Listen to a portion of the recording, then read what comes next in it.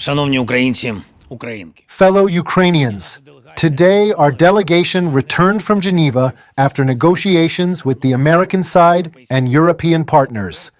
Now the list of necessary steps to end the war can become doable. As of now, after Geneva, there are fewer points, no longer 28, and many of the right elements had been taken into account in this framework. There is still work for all of us to do together. It is very challenging to finalize the document, and we must do everything with dignity. We appreciate that most of the world is ready to help us, and that the American side is approaching this constructively. Practically the entire day yesterday was filled with meetings, and it was challenging, extremely thorough work.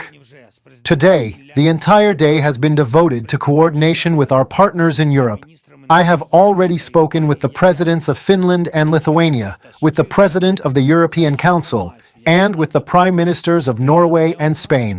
I thank all of them for their clear and sincere support, for all the information that helps us.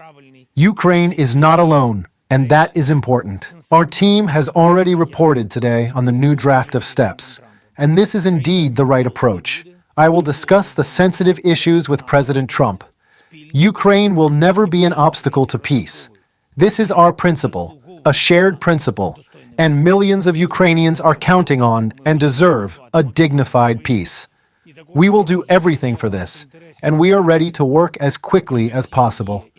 We also understand how many interests surround Ukraine, and above all, there is the interest from Russia to derail this opportunity for an agreement and to prolong the war.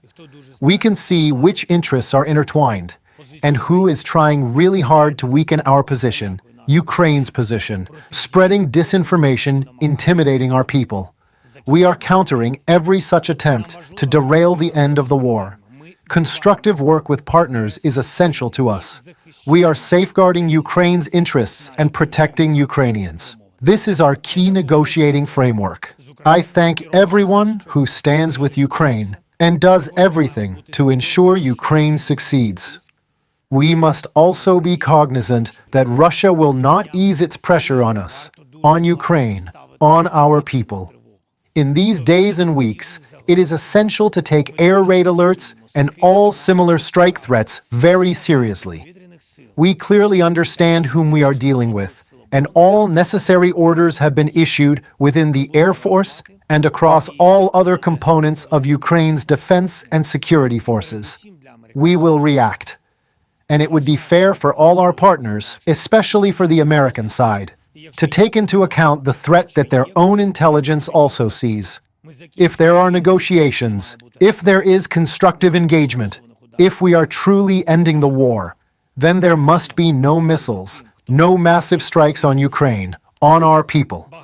This can indeed be ensured by those who are really strong in the world, and much depends on America. Russia started this war, and it is Russia that must end it. We are creating the necessary conditions for that through dialogue with our partners. And one more thing. Today I took part in the Crimea Platform Summit, a special format, the parliamentary dimension of the Crimea Platform. The summit was held in Sweden, and more than 70 parliamentary delegations and international organizations participated. The representation was strong and highly indicative. Countries remain on Ukraine's side, and the hearts of people remain with Ukraine. The policies of most of our partners are grounded in the fact that people support us.